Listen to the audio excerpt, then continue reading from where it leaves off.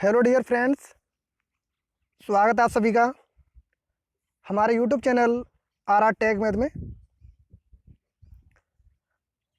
सभी विद्यार्थी जल्दी से जल्दी अपने सभी दोस्तों को लाइव लेके आइए, जिससे हम इस क्लास को स्टार्ट कर सकें।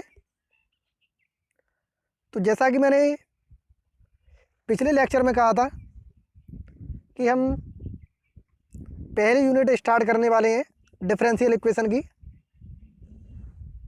जिसके अंदर हम पहला जो टॉपिक था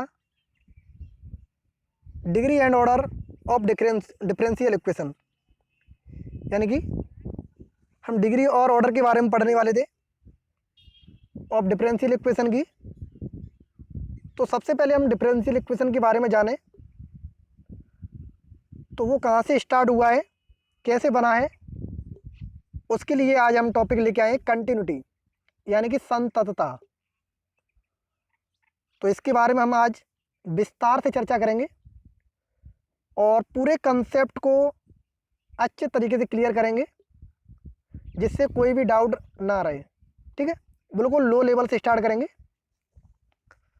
तो सभी विद्यार्थी इसे जल्दी से जल्दी शेयर कर दीजिए अपने सभी ग्रुपों में और अपने सभी दोस्तों को लाइव लेके आइए।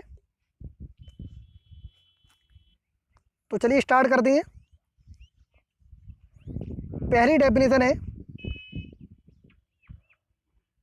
कोशी डेफिनेशन ऑफ कंटिन्यूटी, यानी कि कोशी नाम के एक गणितज्ञ थे जिन्होंने ये डेफिनेशन दी थी।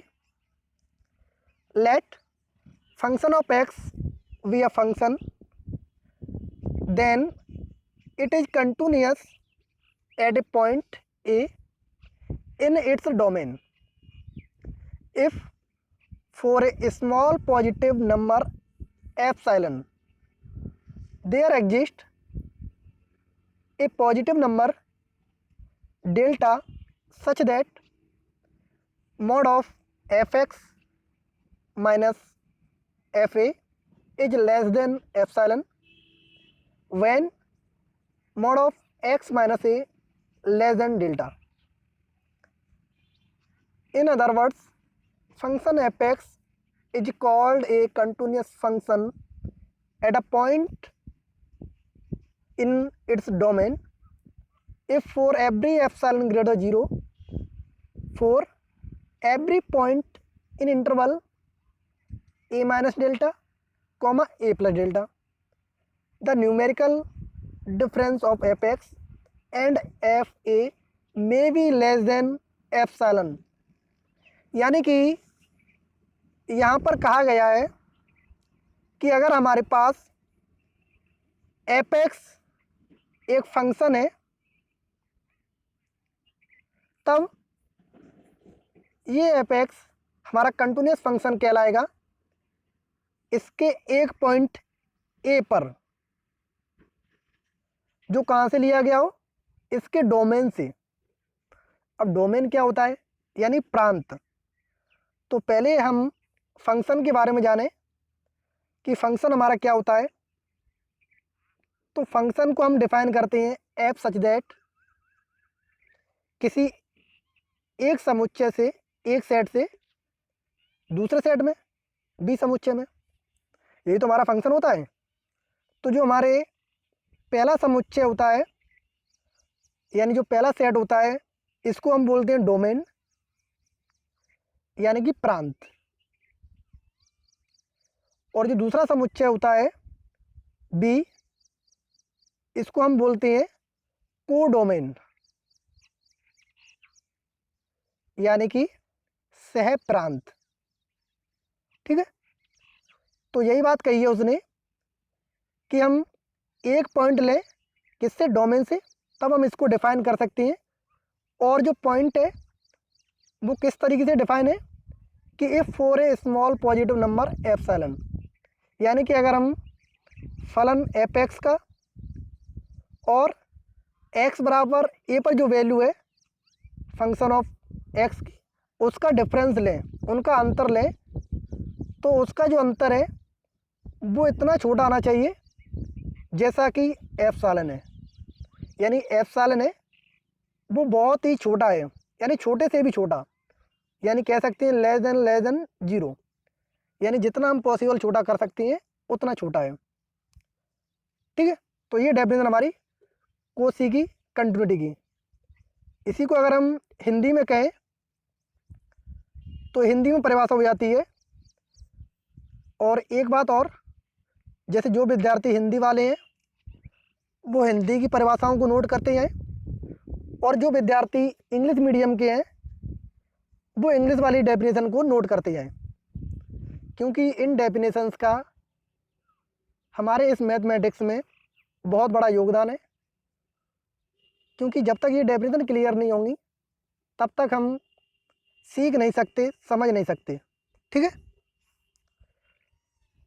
तो हिंदी वालों के लिए कोई भी फलन एफ एक्स इसके प्रांत डी के किसी बिंदु ए पर संतत कहलाएगा यदि किसी सूक्ष्म धनात्मक संख्या एप्सिलॉन, जो कि कितनी भी छोटी क्यों ना हो, ध्यान देना, चाहे हिंदी वाले हों चाहे इंग्लिश वाले, दोनों मीडियम में ध्यान देना, क्योंकि कुछ अर्थ हमें हिंदी में अच्छे से समझ में आते हैं और कुछ अर्थ इंग्लिश में अच्छे से समझ में आते हैं। ठीक है, तो इसमें उसने एप्सिलॉन के बारे में कहा है कि वो छोटे से छोटा है।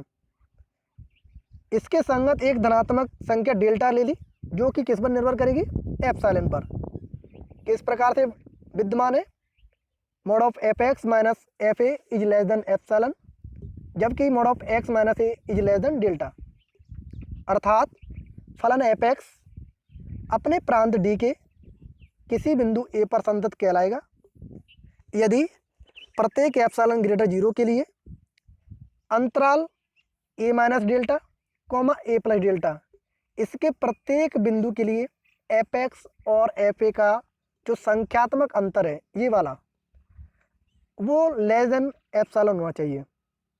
ठीक है, तो ये परिभाषा समझ में आ गई कंटिन्यूटी की, जो कि कोसी ने दी थी, जिसको हम हायर मैथमेटिक्स में प्रयोग करते हैं, जैसा कि बीएससी में और एमएससी में। ठीक है, तो यहाँ पर हमारे पास दो नए शब्द आए हैं। एक आया है एप्सिलॉन, तो इनको नोट कर लें, इनकी नोटेशन, इसको हम बोलते हैं epsilon, epsilon.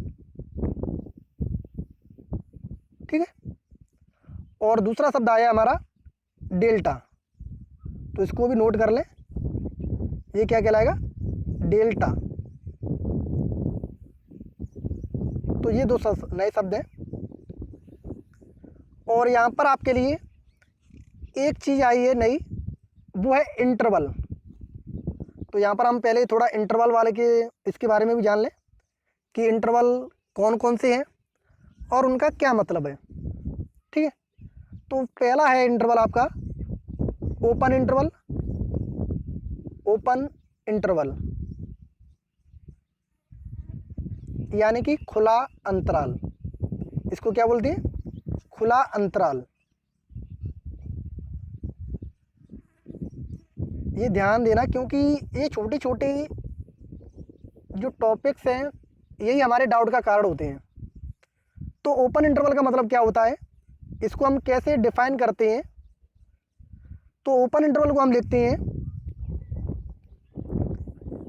X such that x greater a less than b, यानी कि हमने कोई संख्या एक्स ली है जो कि ओपन अंतराल ए बी में इस तरीके से डिफाइन होती है। ठीक है, और इसको हम लिखते कैसे हैं, इसको लिखते हैं एक स्मॉल ब्रैकेट बना के ए कॉमा बी से। और इसका मतलब क्या होता है कि इस अंतराल में अगर कोई संख्या हमारी एक्स है तो उसका मान इन दोनों संख्याओं के बीच का मान होता है। कौन सा मान होता है, मिडिल वाला। ठीक है, यानी इसका मान हमेशा ए और बी जो कॉर्नर पॉइंट है ये नहीं होगा, इनके जो बीच के मान होंगे जितने भी इसके बीच में वो इसका मान होगा। जैसे एग्जाम्पल की बात करें, जैसे 3,7, तो ओपन इंटरवल में जो इस अंतराल के अंदर अवयव लिखे जाएंगे वो इसके बीच के अवयव लिखे जाएंगे। इनको इंक्लूड नहीं किया जाएगा। ठीक है, तो ये होता है हमारा ओपन इंटरवल। पहली डेफिनेशन हो गई। सेकंड अंतराल है क्लोज इंटरवल।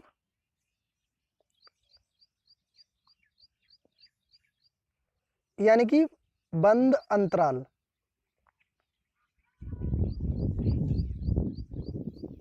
अब क्लोज इंटरवल को हम कैसे डिफाइन करेंगे?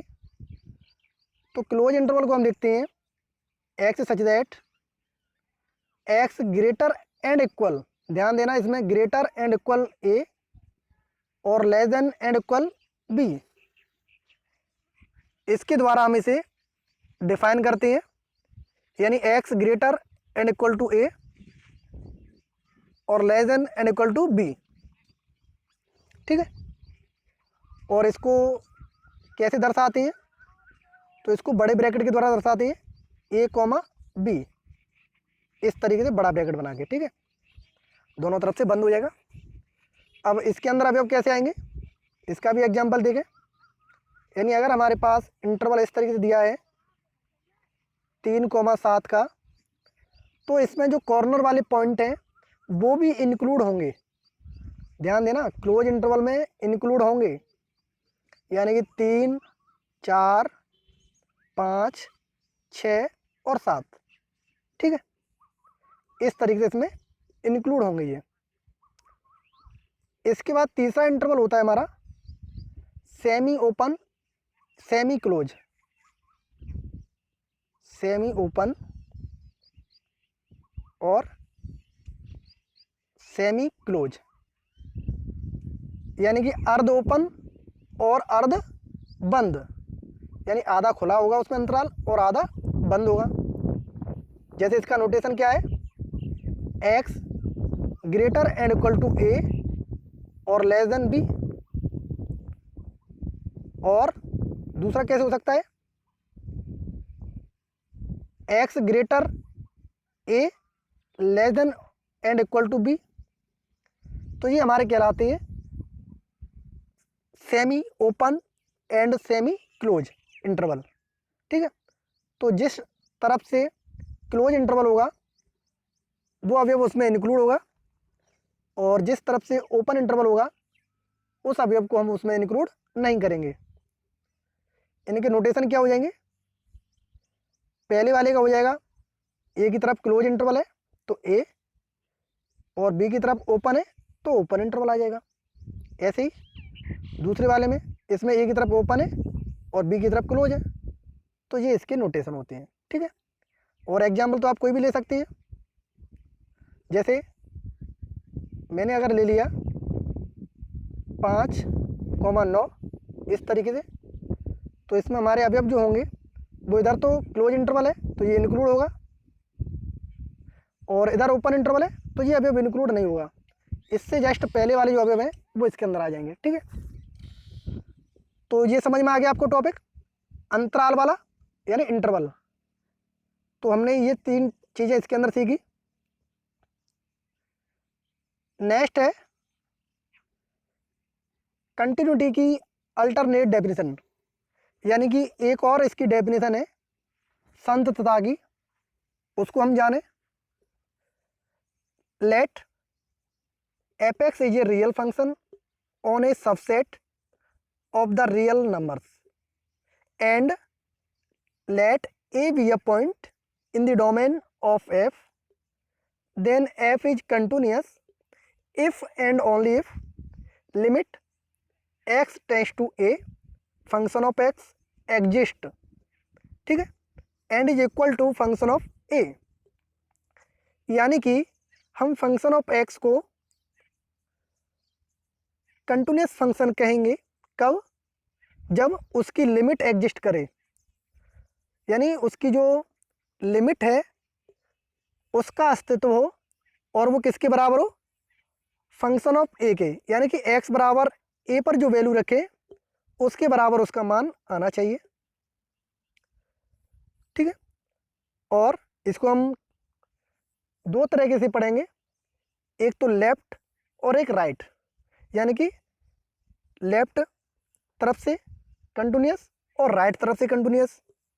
ठीक है, तो limit x tends to A plus F x बराबर limit x tends to A minus F x बराबर फंक्शन ऑफ ए। अगर ये तीनों कंडीशन हमारी सेटिस्फाई होती हैं तभी हमारा जो फंक्शन है वो कंटिन्यूस फंक्शन कहलाता है।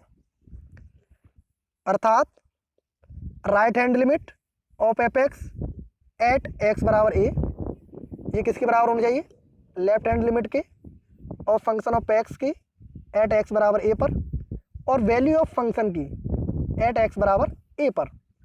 अगर ये तीनों हमारी बराबर है तभी हमारा फंक्शन जो है वो कंटिन्यूस फंक्शन कहलाएगा। यानी कि उसकी राइट हैंड लिमिट होनी चाहिए, लेफ्ट हैंड लिमिट इक्वल होनी चाहिए, और फंक्शन ऑफ एक्स की जो वैल्यू है ए पर वो इक्वल होनी चाहिए। ये तीनों कंडीशन है तो वो हमारा फंक्शन कंटिन्यूस फंक्शन कहलाएगा। देखिए हिंदी में देखें इसे, फलन एफ एक्स अपने प्रांत डी के किसी बिंदु ए पर संतत कहलाता है यदि और केवल यदि limit x tends to a function of x विद्यमान हो। ठीक है, और वो किसके बराबर हो, फंक्शन ऑफ ए के बराबर हो। तो यहाँ पर ये फंक्शन ऑफ ए के बराबर हो जाएगा। और ये दोनों लिमिट हैं, लेफ्ट हैंड लिमिट और राइट हैंड लिमिट, यानी कि दक्षिण सीमा और वाम सीमा, ये दोनों बराबर होने चाहिए। और एक्स बराबर ए पर फंक्शन ऑफ एक्स का मान बराबर होना चाहिए। ठीक है, और इसको हम कैसे लिखेंगे, राइट हैंड लिमिट को लिखेंगे function of a plus zero, left hand limit को लिखेंगे function of a minus zero, और एक्स बराबर ए पर जो फंक्शन ऑफ एक्स का मान होगा उसे लिखेंगे फंक्शन ऑफ ए से।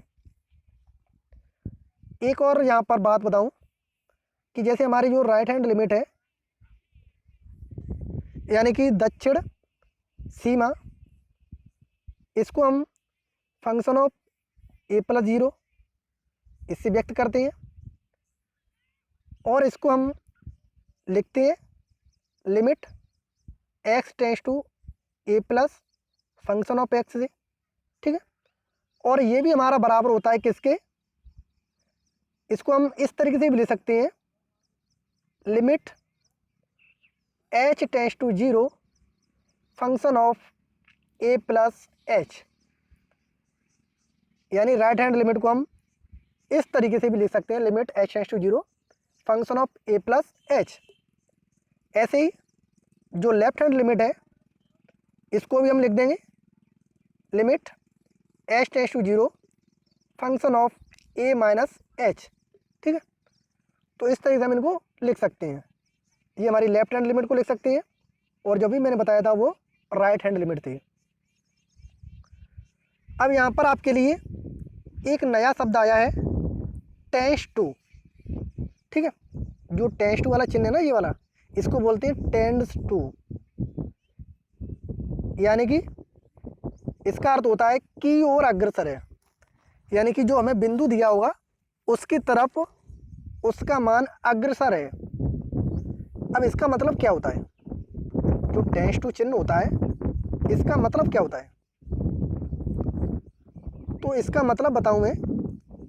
जैसे यहाँ पर लिखा है एक्स टेंस टू ए, यानी कि जो एक्स की वैल्यू है वो ए की तरफ अग्रसर है निरंतर, लेकिन एक्स का मान कभी भी ए के बराबर नहीं होगा।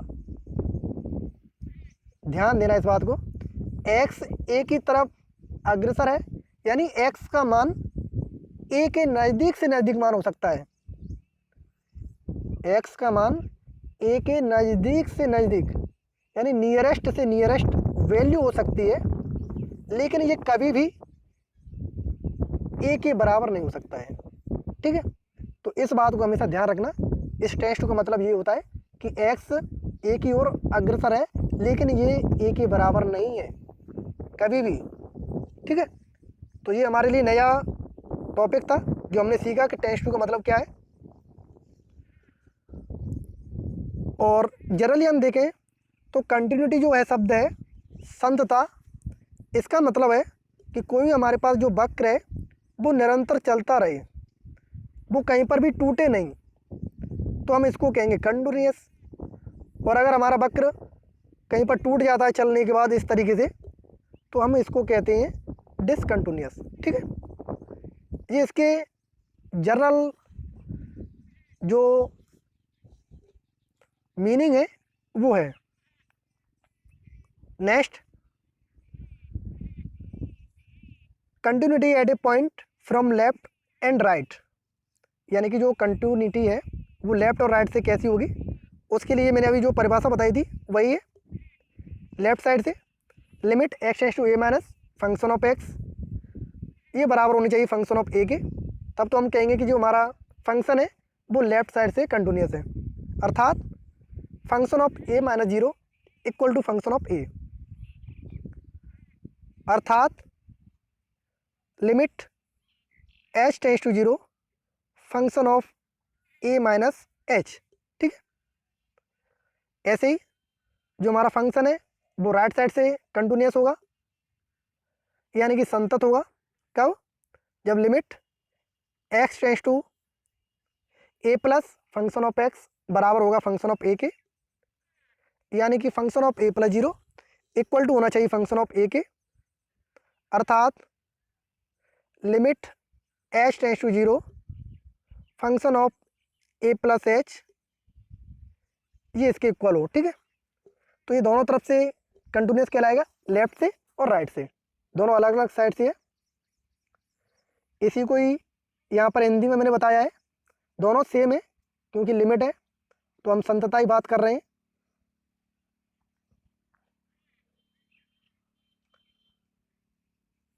नेक्स्ट डेफिनेशन है continuous function in an open interval, यानी कि कोई भी फंक्शन हमारा ओपन अंतराल में कंटिन्यूअस कहलाएगा। कब? A function f x is called continuous in open interval a b if it is continuous at every point in the interval. ध्यान रखना, इसमें कहा गया है कि कोई भी फलन हमारा कंटिन्यूअस कहलाएगा। कब? जब वो इस ओपन अंतराल के प्रत्येक बिंदु पर कंटिन्यूअस हो। ठीक है, तो ये हमारी ध्यान रखने वाली डेफिनेशन है ओपन इंटरवल के लिए। इसी तरीके से अगर हम क्लोज इंटरवल की बात करें कि बंद अंतराल में हमारा जो फंक्शन है वो कंटिन्यूअस कब कहलाएगा? A function f x is called continuous in close interval a b if it is number first, ये कंटिन्यूअस होना चाहिए from right at a point a, यानी कि ए से तो ये राइट हैंड लिमिट इसकी निकालेंगे, और continuous from left at point b, और जो बी पॉइंट है इससे हम इसकी लेफ्ट हैंड लिमिट निकालेंगे। ठीक है, and continuous in open interval a b, और इसके बाद हम इसका कंटिन्यूअस निकालेंगे इसके ओपन इंटरवल ए बी में। तो ये दोनों डेफिनेशन है क्लोज इंटरवल के लिए और ओपन इंटरवल के लिए। ठीक है, जो यहाँ पर भी मैंने दे दी है हिंदी के लिए। एफ एक्स ओपन इंटरवल यानी विब्रत अंतराल में संतत कहलाता है यदि वह उस अंतराल के प्रत्येक बिंदु पर संतत हो। क्या हो? प्रत्येक बिंदु पर संतत हो। ऐसे क्लोज इंटरवल के लिए फलन f x close interval a b में संतत कहलाएगा यदि बिंदु ए पर दाईं ओर से संतत हो, यानी कि उसकी दाईं सीमा हो, बी बिंदु से पर बाईं ओर से संतत हो, यानी बी बिंदु पर हम उसकी बाईं सीमा निकालेंगे, और ओपन अंतराल जो अंतराल है इंटरवल ए बी, उसमें भी वो क्या होना चाहिए? संतत होना चाहिए। ठीक है,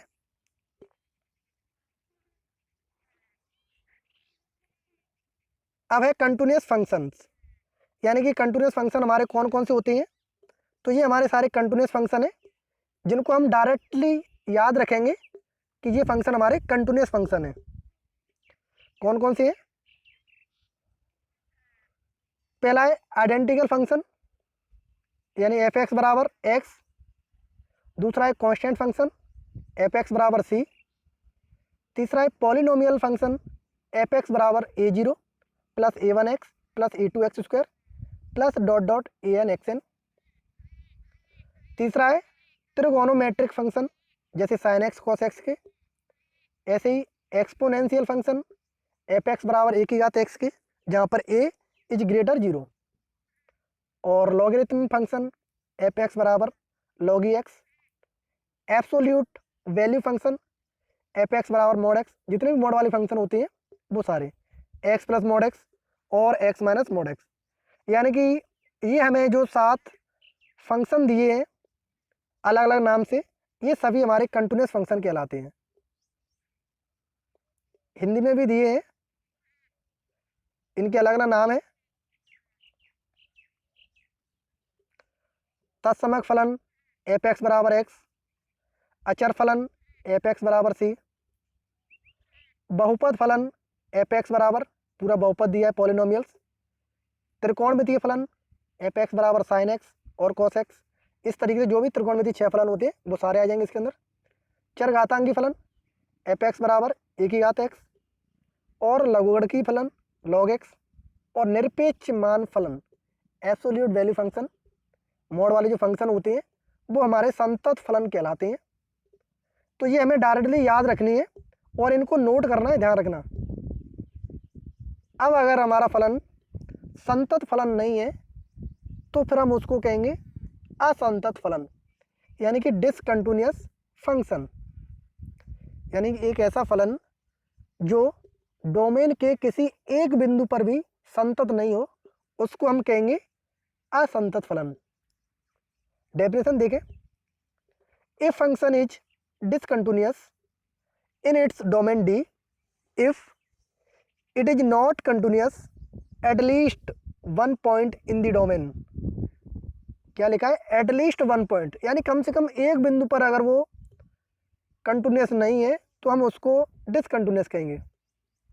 जैसे इसके एग्जाम्पल हमारे पास है एफ एक्स बराबर बड़े इंटरवल में, क्लोज इंटरवल में एक्स, जिसको हम ग्रेटेस्ट इंटीजर फंक्शन कहते हैं। जो हमारा इंटरवल बना है इसको हम क्या कहते हैं? ग्रेटेस्ट इंटीजर फंक्शन कहते हैं। ठीक है, ऐसे ही एफ एक्स बराबर x minus close interval x, ये डिसकंटिन्यूस होगा एट एवरी इंटीजर पे। ऐसे ही एफ एक्स बराबर 10x और sec x, ये हमारा डिसकंटिन्यूस होगा एक्स बराबर plus minus pi by 2 plus minus 3 pi by 2, और एफ एक्स बराबर कॉट एक्स कोसेक एक्स, ये हमारा डिसकंटिन्यूस होगा एक्स बराबर 0 comma plus minus pi comma plus minus 2 pi. F x बराबर sine 1/x comma cos 1/x, ये हमारा discontinuous होगा एट एक्स बराबर 0 पर। एफ एक्स बराबर e की घात 1/x, ये भी हमारा डिसकंटिन्यूस होगा एट एक्स बराबर 0 पे। और एफ एक्स बराबर 1/x, ये भी डिसकंटिन्यूस होगा एट एक्स बराबर 0 पे। तो ये हमारे एग्जाम्पल्स हैं डिसकंटिन्यूटी के, जिस पर हमारे फंक्शन डिसकंटिन्यूस होती है। ये सारे हिंदी में भी दिए हैं। पहला था हमारा अधिकतम पूर्णांक, जो x से कम या बराबर हो सभी पूर्णांकों का फलन होता है ये, जिस पर सभी पूर्णांक कैसे असंतत होते हैं। ठीक है, ऐसे ही एफ एक्स बराबर x minus close interval x, f x बराबर 10x और sec x, ये भी असंतत है। तो ये सारे जो फलन दिए हैं ये सारे फलन हमारे कैसे होंगे? असंतत फलन कहलाएंगे, डिसकंटिन्यूअस फंक्शन। यानी कि इन पर जो इनके ग्राफ प्राप्त होंगे उनमें जो वक्र होगा वो टूटा हुआ हमें प्राप्त होगा। अब इसकी प्रॉपर्टीज है, तो प्रॉपर्टीज के बारे में जाने। If f x and g x are two continuous function in domain D, then function of x plus minus g x, f x into g x c into f x will be continuous in D.